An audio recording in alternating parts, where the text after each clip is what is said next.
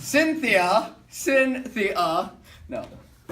Dear Mr. President, can I ask you a question? Why is it okay to grab America by the pussy, but if I hold hands with another man, I am labeled a wussy? How can you promise to make everything great when you're the poster child for the very problems you claim make you irate? But the truth is, as much as you say you create, all you can do is suffocate in your own hate. You can't even reach above with your minuscule hands wearing 10-inch thick gloves. Dear Mr. President, can you give me an answer, or you give me something empty, like the claims you make as big as unchecked cancer? Mr. President, my only hope is that you might shed a tear like the ones that my friends shed for fear. Fear of you. I hope you might shed this tear because you finally see you're only helping yourself. You're not helping me. You're not helping my sisters or my brothers. You're not helping my father or my mother.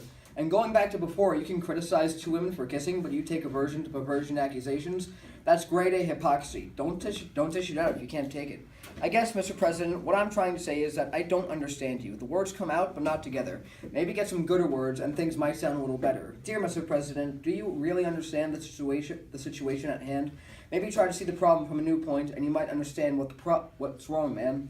See, I think the problem is you don't know what you're doing, so don't be surprised when some people start booing. And see, I have reason to believe that, like the question you flunked on the nuclear triad, that should have been as easy as the questions I had.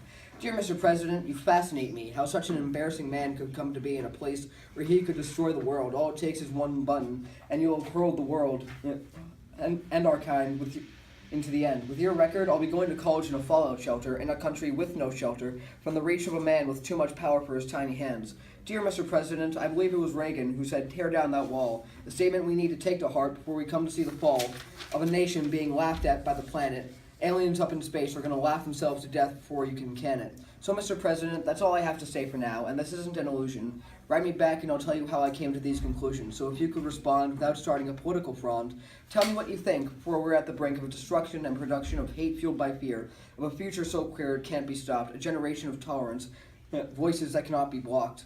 So, Mr. President, I write to you with an attack of words that need to get through. I'll say what I have to, if it means I'll be killed. Sincerely, your concerned but not fellow American. Thank you.